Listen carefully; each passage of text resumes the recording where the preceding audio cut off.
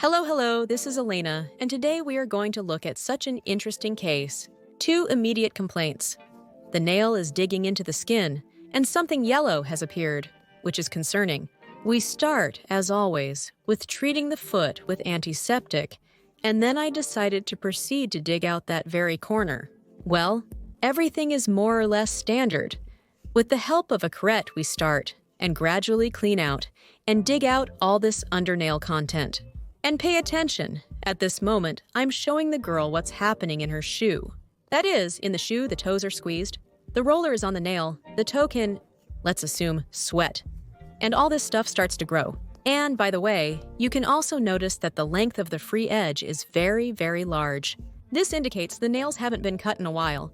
According to the client, about 2 months.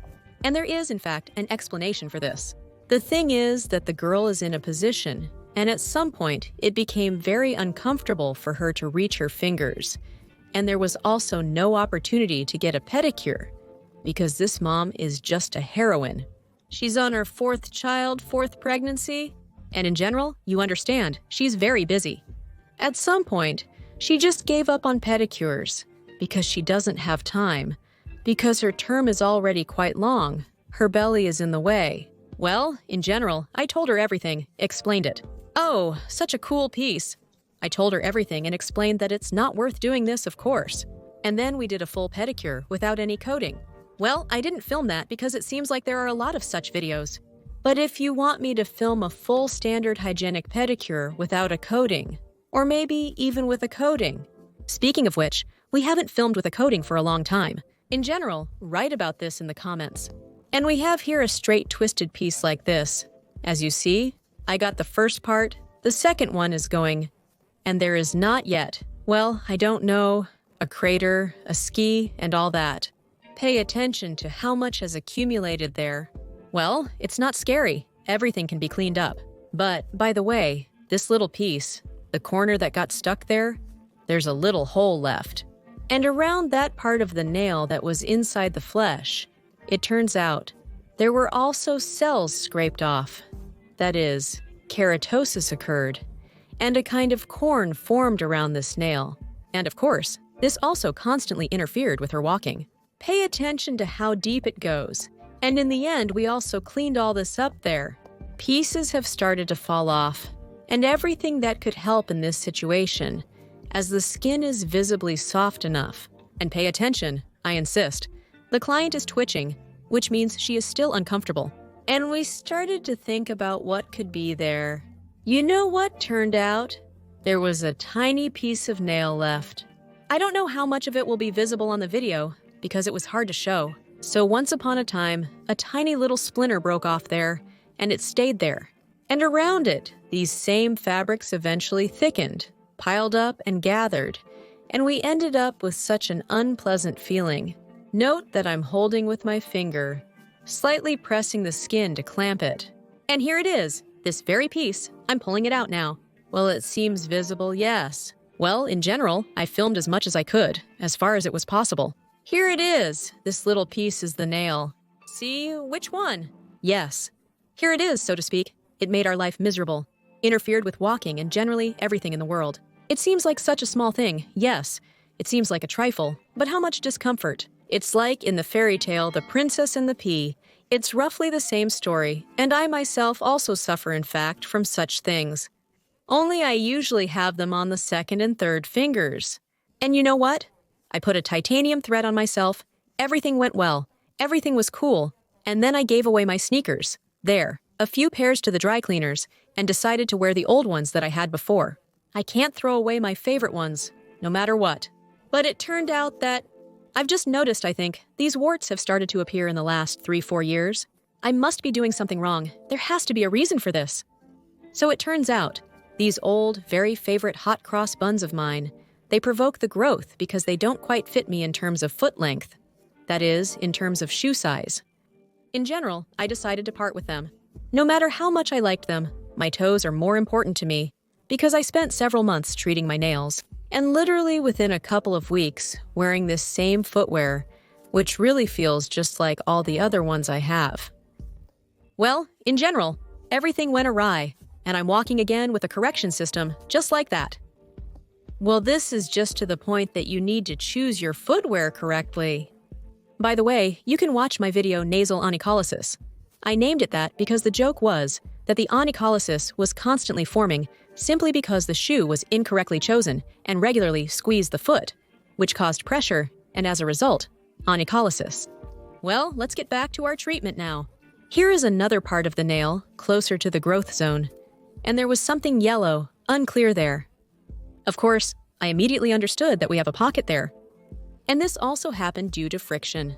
It's quite likely that there was some improperly chosen footwear, or as a result of pregnancy, the weight increases, the bones start to move, the load is redistributed differently, the center of gravity can, so to speak, shift. Well, or correct me if I expressed myself incorrectly on the subject of pregnancy.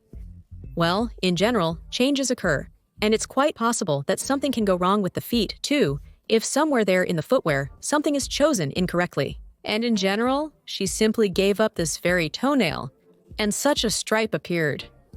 That is, onycholysis can occur not only from the side of the free edge, yes, or somewhere on the side, but can quite possibly be somewhere here, near the cuticle. This also happens, and it will grow back in roughly the same mode. Well, of course, we need to give the client a consultation, that is, explain what's wrong with his shoes. We usually pull out the insoles, measure the toes, apply all this, explain, show the client the fullness of his foot, and the incorrectly selected shoe size, because this is such a banality, yes, it seems so obvious. But most often the problem lies in this. That is, either we have some kind of flat foot, well, and still everything leads to shoes. Because, well, flat foot, but if you have foot deformation and the shoes are pressing, then in the end the result will be the same. That is, some trauma will still occur. Well, in general, recommendations were given. I told her that she must definitely go for a pedicure, especially in her position, so that no more such changes and discomforts would occur with her. And in general, you write to me a lot, like, I can't convince the client. Well, persuade 2, 3, 10 times, as much as necessary. Explain for a long time. Explain thoroughly. Explain so that even a child would understand. Because it's worth remembering that these are just people who are not obliged to understand our profession, not obliged to understand why you want certain actions from them. For example, a visit to an orthopedist or somewhere else.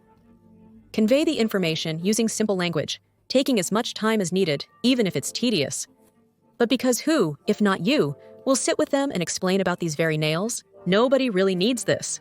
Well, I mean, there won't be a doctor sitting there and explaining, saying, you know, you have an incorrect load, that's why they are hollow. No, not in this specific situation, but in general it may happen. You need to apply a little patience, try to explain, and, well, still treat this more tolerantly, because they are not obliged to know what we know. That's exactly our primary task, to explain all this. Well, we have a second finger at the same time, on which the situation is better. That is, at least, there is no hole in the nail with yellow coating. This is already good. Well, it's definitely growing. However, it's slightly less intense, most likely because her other toe was different. That is, she puts less weight on it, so it grows less and has fewer such consequences.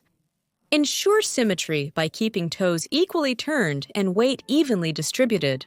By the way, the second angle is also such a cheerful one. Yes, that is, everywhere.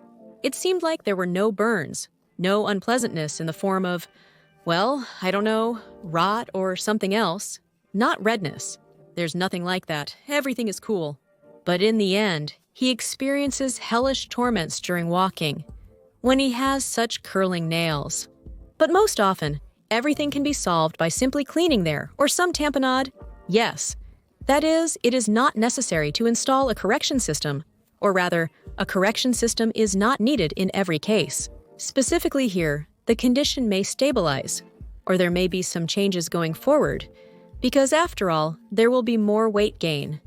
That is, the person will undergo some changes. But then, when a baby appears, you can directly engage with this, and for now, just regular pedicure, so that the master can look after it, so that everything is smooth, beautiful, and nothing extra has grown. And of course, no extra free edge. Well, in general, something like that. That's where our pedicure with her ended. Nothing interesting happened after that. That's why I'm saying goodbye. Bye-bye. And don't forget to subscribe to the channel. This was Elena. Until we meet again.